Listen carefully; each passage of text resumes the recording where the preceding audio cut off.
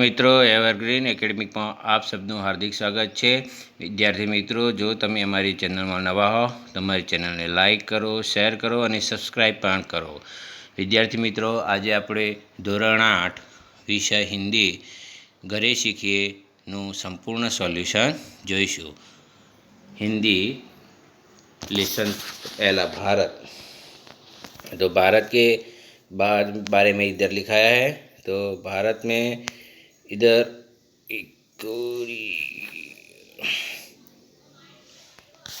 एकलव्य के बारे में इधर सिखाई दी है कि वो एक शिकारी पुत्र था।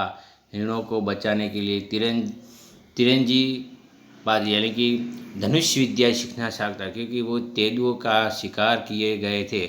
वह द्रोणाचार्य के पास गया, वहाँ अनुरोध किया कि मुझे ये द्रोणाचार्य अनुरोध किया, लेकिन द्रोणाचार्य राजाशाही परिवार के शिक्षक थे।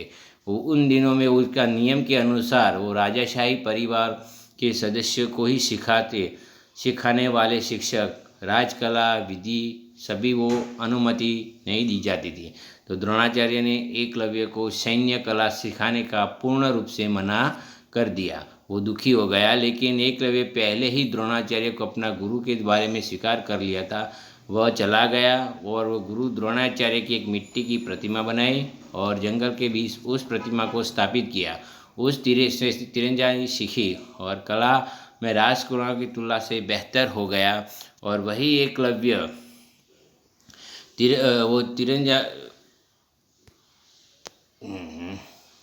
बेहतर हो गया और तीरंदाजी इतना निपुण था कि वह आंखें बंद करके भी वो जानवर की आवाज़ सुनकर उसे कुछ निशान साध सकता था। एक दिन अर्जुन ने इस प्रतिमा के बारे में पता चला और धनुष चलाने वाले को उससे जीव ज़्यादा निपुण है ऐसा मालूम हुआ। यह प्रस्तुत दृश्य अर्जुन ने एकलव्य के द्रोणाचार्य अर्जुन ने उसे प्रश्न किया कि ये अर्जुन एकलव्य आपने किसे तीरंदाजी सिखाई? तो एकलव्य ने कहा, मेरे गुरुजी ने। यह सुनकर अर्जुन बहुत आश्चर्यचकित क्रोधित अर्जुन द्रोणाचार्य के पास पहुंचा और आपने ऐसा किया, आपने हमको धोखा दिया ऐसा बोला। केवल मुझे बेहतरीन तीरंदाजी सिखाने का, लेकिन आपने एकलव्य को कुशल धनुर्धर बनाया। यह सुनकर द्रोणाचार्य भी भ्रमित हो गए और वह सोचने लगे कि ऐसा छात्र जो अर्जुन से अच्छा द्रोणाचार्य इसे विश्वास नहीं कर पाए। पूरी बात समझ द्रोणाचार्य अर्जुन को धनुर्धर बालक के पास गए और कहा। द्रोणाचार्य सभी पांडवों और कौरवों को एकलव्य के पास पहुँचे। द्रोणाचार्य एकलव्य से बेहतरीन धनुर्विद्या किसे सिखाई? तो अपने गुरुदेव द्रोणाचार्य ने। ठीक, तू झूठ क्यों कह रहा है? मुझे तो याद भी नहीं है कि मैं तुझे शिक्षा कब दी। एकलव्य, नहीं गुरुदेव, मैं झूठ नहीं, मैं वास्तव में आपको धनुर्विद्या का ज्ञान एवं कौशल प्राप्त किया हो। द्रोणाचार्य, ठीक है, तो मेरे क्रोध से डर और ले चल मुझे अपने गुरु के पास। एकलव्य उस सबको थोड़ी सी दूर जंगल में जाता है और मिट्टी की प्रतिमा दिखाता है। प्रतिमा हूबहू द्रोणाचार्य जैसी थी। एकलव्य प्रतिमा के नतमस्तक हो गए। ये मेरे गुरुदेव पिछले कई वर्षों से इन्हीं आशीर्वाद से धनुर्विद्या सिखा रहा हो। द्रोणाचार्य आश्चर्य हो गए और सदैव तुम्हारा ये नाम अग्रिम रहेगा वत्स। और अचानक ही वो सोचते वो कहने लगे, एकलव्य, अब तो तुम धनुर्विद्या से निपुण है, तो तुम्हारी इस शिक्षा का श्रेय मेरा है, तो मुझे गुरु दक्षिणा में मैं अपेक्षा रखता हूँ। तो एकलव्य के, अवश्य गुरुदेव, मैं गुरु दक्षिणा के स्वरूप में आपके चरणों का मैं क्या भेंट चढ़ाऊँ? मुझे तुम्हें वही देना चाहिए, हाथ का अंगूठा। एकलव्य एक पल भी सोचे बिना अपनी कटारी निकाले गुरुदेव के समक्ष बैठा और वो दाहिया अंगूठा वो गुरुदेव के चरणों में भेंट किया। और इसी विषय से हम ये उत्पन्न होती है। नीचे दी गई खाली जगहों पे आपको आंसर देना है।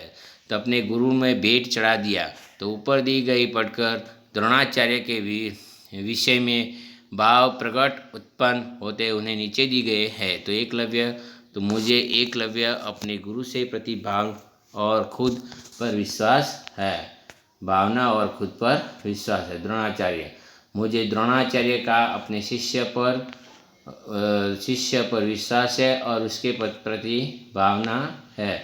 और एकलव्य अर्जुन से कहा, जब अर्जुन एकलव्य से पूछा तुमने किससे तीरंदाजी सिखाई, तो विश्वास और प्रतिभावना के साथ उसे बताया। द्रोणाचार्य जी, तो आप मेरे एकलव्य अर्जुन से कहा, जब एकलव्य ने पूछा किसी तीरंदाजी धनुर्विद्या सिखाई, तो ठीक बालक क्यों झूठ बोल रहा है, मुझे अजी शिक्षा। तो द्रोणाचार्य एकलव्य से कहते कि जब एकलव्य ने जवाब दिया तब कि अपने गुरुदेव से, यह मेरा गुरुदेव पिछले कई वर्षों से इन्हीं आशीर्वाद का धनुराक्षी है। तो एकलव्य द्रोणाचार्य से कहता है कि जब एकलव्य द्रोणाचार्य को उसकी प्रतिमा के पास ले जाता है, शिष्यों में सदैव तुम्हारा नाम अग्रिम रहेगा।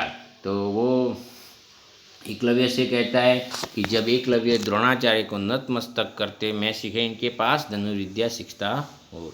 इसमें दो आंसर जो इधर लिखे हैं वो आपको ये देख के लिख देने का है।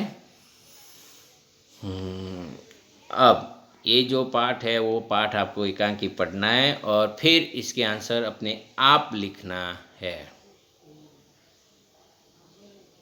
और अपनी सोच का ये जो चित्र दिया है, तो चित्र के बारे में मैं तो आप सबको थोड़ी सी हिंट देता हूँ और अपने आप लिखना है। ये चाय बनाता लड़का हुआ है, तो आप लिख सकते हैं कि चाय बेचने वाला एक लड़का है और अपने गुरु के साथ ये आदर भी रखता है, और कि वो सॉरी गुरु के पास नहीं, कि वो अपने काम से दगस रखता है। कोई भी व्यक्ति जो अपने काम से जो दगस रखे तो किसी काम मुश्किल नहीं होता। वो छोटा मोटा कोई भी काम हो तो अपने आप कर सकता है। तो इसमें एक चाय बनाने वाला, इसे एक उदाहरण भी आप लिख सकते हैं कि एक चाय बनाने वाला बड़ा प्रधान भी बन सकता है अगर अपनी लगन और मेहनत से काम करे। तो आप ये इस कहानी से हमें ये सीख मिलती है कि कोई भी काम छोटा मोटा होता नहीं है, सभी को अपने काम से लगाव रखना चाहिए। ऐसी तरह आप ये कहानी लिख सकते हो, अपने आप लिखना है बच्चे इतनी कहानी। तो विद्यार्थी मित्रों, अगर आपको ये कहानी अच्छी लगी हो और हमारा ये वीडियो अच्छा लगा हो तो लाइक करें, शेयर करें और सब्सक्राइब भी करें। Thank you.